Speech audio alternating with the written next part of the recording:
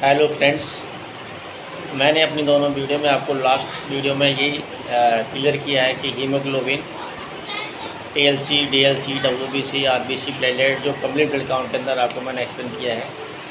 और मैंने उसके बाद में आपको हीमोग्लोबिन की जो रेफरेंस रेंजेज हैं वो अकॉर्डिंग टू एज मैंने आपको एक्सप्लेन किया, वो मेरी लास्ट वीडियो के अंदर मैंने। और उसके रिलेटेड आपको अगर कोई भी क्वारी है तो आप मुझे कॉल कर सकते हैं, मैसेज कर सकते हैं, कमेंट्स कर सकते हैं। मैं आपको उसके बारे में डिटेल में आपको जानकारी दूंगा। मेरा पर्पस यही है कि जो बेसिकली रेफरेंस रेंज है, नॉर्मल रेंज है, क्योंकि प्रैक्टिस तो जनरल प्रैक्टिस या प्राइमरी या फर्स्ट एड सेंटर चलाते सभी हैं, लेकिन काफ़ी लोगों को इन्वेस्टिगेशंस या इन चीज़ों की जानकारी कम होती है। तो मेरा पर्पस ये है कि जिनको कम है या रेफरेंस रेंज का थोड़ा याद नहीं रहता, तो इस ज़रिए से सबको याद हो जाएगा। ठीक है दोस्तों, मैं आपको बताना चाहूँगा कि डब्ल्यूबीसी यानी कि टोटल ल्यूकोसाइट काउंट इनको जो कहते हैं, इसको हम आपको बताएंगे कि मेल और फीमेल, इसमें मेल फीमेल का कोई इशू नहीं आता। मैं आपको बताना चाहूँगा, इसमें सिर्फ एज के हिसाब से नॉर्मल रेंज मिलेगी आपको देखने को। जैसे हीमोग्लोबिन में एज फैक्टर मेल फीमेल का इशू आता है, तो इसमें नहीं आता है। जनरली जो टीएलसी काउंट होता है वो 4 यार्ड से लेकर 11 यार्ड तक होता है। इसकी जो यूनिट होती है क्यूबिक मिलीमीटर पर मिलियंस होती है, CMM पर मिलियंस। और मैं बताना चाहूँगा कि जो जन्म बच्चे का होता है, बर्थ होता है, इन्फेंट्स होता है, 0 डे जिसे कहते हैं, उस पीरियड्स में जो टीएलसी काउंट होता है, उस पीरियड्स में जो टीएलसी काउंट होता है 10,000 से लेकर 26,000 तक होता है। 10,000 से लेकर 26,000 तक होता है टोटल ल्यूकोसाइट काउंट, जो कि इन्फेंट्स बच्चे का होता है। दूसरा बताना चाहूँगा कि इसका 3 डेज़ का, जैसे 3 दिन के बाद जो 3 दिन का बच्चा हो गया उसके टीएलसी कितने होंगे।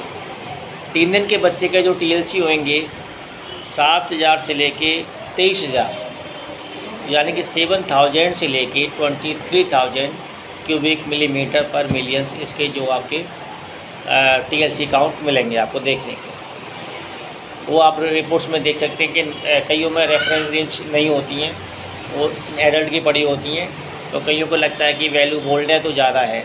अगर 3 दिन का बच्चा है, अगर 22,000 टीएलसी है, डब्ल्यूबीसी है, या 18,000 है, अगर वहाँ पे अगर रेफरेंस रेंज अगर चेंज नहीं हुई, एडल्ट वाली है, तो आप उसको ये समझें कि पेशेंट का जो टीएलसी काउंट है वो नॉर्मल है, विद इन नॉर्मल लिमिट। ठीक है। दूसरा क्या है कि आपको बताना चाहूँगा 1 मंथ, जो 1 मंथ के अंदर जो डब्ल्यूबीसी काउंट होता है, टीएलसी जो काउंट होता है 5,000 से लेकर 19,000 होता है।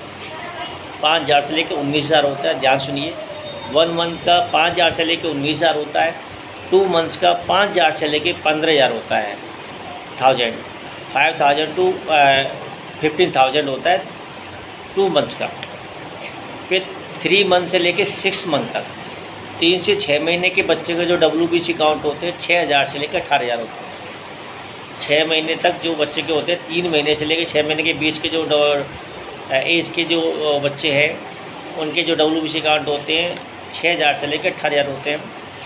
अच्छा, 1 ईयर का जो बच्चा होता है, 1 ईयर के बच्चे के होते हैं 6,000 से लेकर 16,000।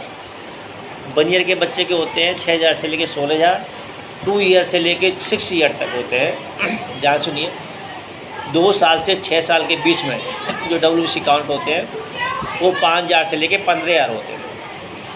कितनी होते हैं? 5,000 से लेकर 15,000, जो कि 2 साल से लेकर 6 साल के बीच के बच्चे। फिर आते हैं 6 साल से लेकर 10 साल तक। 6 साल से लेकर 10 साल तक के बच्चे का जो डीएलसी काउंट होता है, वो जो काउंट होता है हम आपको बताना चाहेंगे 4,000 से लेके 4.8 से लेके 4,800 से लेके 10,800 तक होता है। कितना होता है?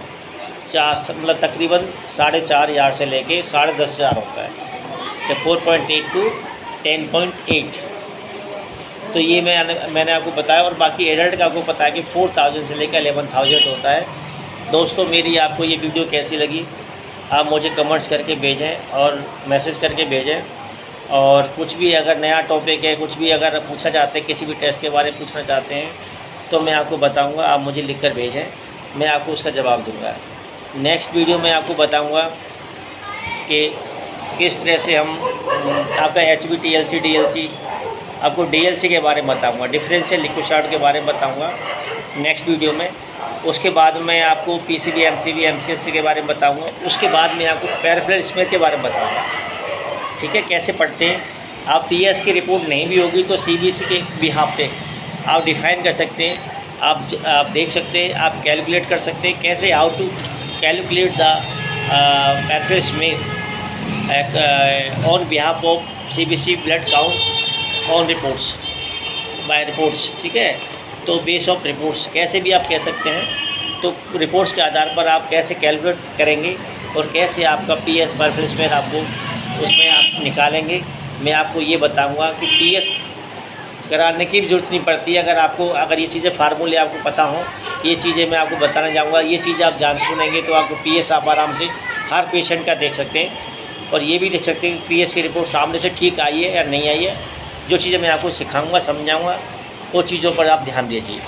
नमस्कार दोस्तों, आगे की वीडियो के लिए आप इंतजार करें। मैं आपको डिफरेंशियल लिक्विड शार्ट काउंट बहुत जल्द आपको बताऊँगा।